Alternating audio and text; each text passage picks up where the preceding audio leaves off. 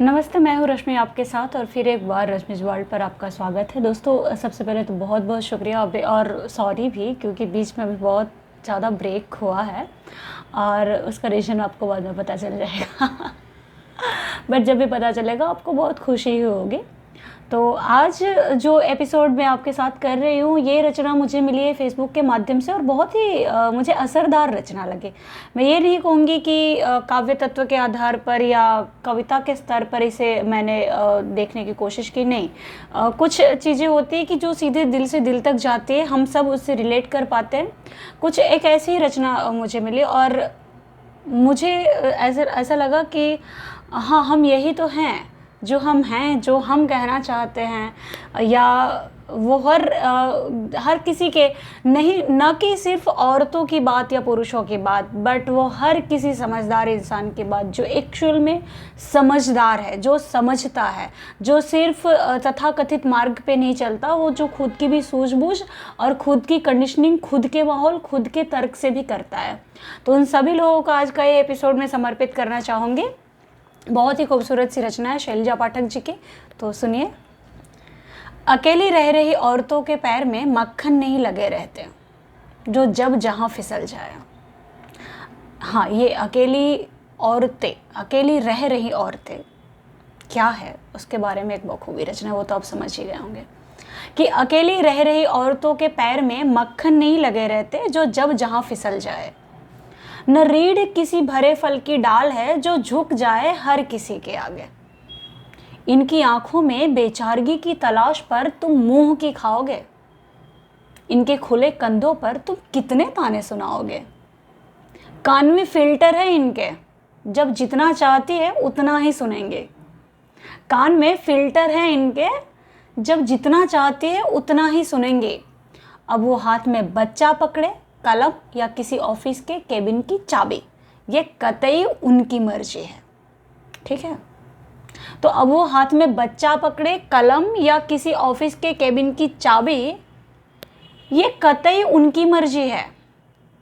Boss के साथ coffee house पर जाते अगर आप किसी गर्म बिस्तर तक की कल्पना का स्वाद लेने लगे हैं, तो आग हमेशा आपके दिमाग में ही लगी है।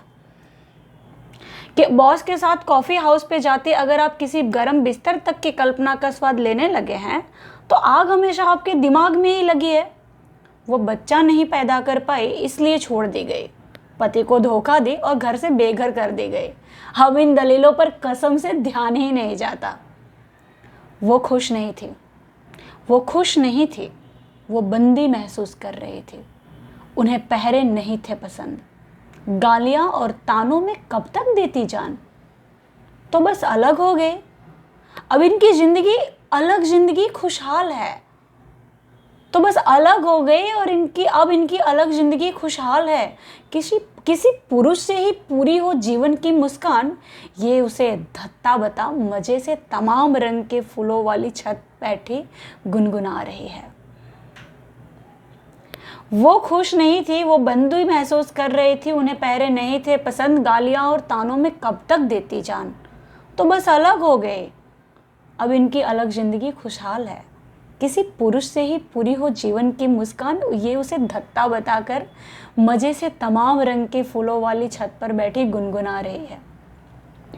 और ये जो आठों भुजाओं में घर, बच्चे, चिमटा, चाबी, दफ्तर, बर्तन वाली फोटो है ना, वो महज बकवास है। ऐसी तारीफों से ये फुनगी पर नहीं चढ़ेंगे, ये अपने हिसाब से संभालेंगे, ये अपने हिसाब से सब संभालेंगी। तलवार भी इनकी, धार भी इनकी, जुबान भी इनकी। मंडपों में ही नहीं है शक्ति, घरों में भी कैद है।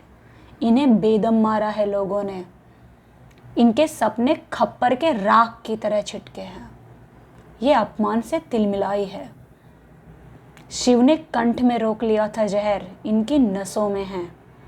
किसी अकेली औरत की खुली कमर गहरे कट वाले ब्लाउज में झांकने से बेहतर है आंखों में झांकिए। देखिए कितनी ताब है, कितनी मौतों के बाद भी अड़ी है। बदलते स्वरूप को मान तो देना ही चाहिए, इनके होने का दर्ज करना चाहिए। 9 रात से ज्यादा रातें ये जग के बिताई है। ये जो अपनी पहचान बना रही हैं, ये जो लगातार आपकी नज़रों में चुभी जा रही हैं। और ये तो आप ही है ना, घर की औरत साड़ी में लिपटी पसंद, दूसरी औरत खुले कपड़ों में। इस दोगले सोच को ठोकर मारती इन औरतों के नाम घरों में नेम प्लेट लग रहे हैं। इन दोगले सोच को ठोकर मारती इन औरतों के नाम घरों के नेम प्लेट लग रहे हैं। अब ये फेंकी टूटी प्लेटों के कांच उठाते बिचारी नजर नहीं आएंगे। क्यों ना आप नजर बदल लें, करके देखिए, अच्छा लगेगा, है ना। शैलजा पाठक की रचना, बस सीधी दिल से दिल की बात, ये और कुछ इसमें हो ना हो लेकिन दिल की बात तो ज़रूर है।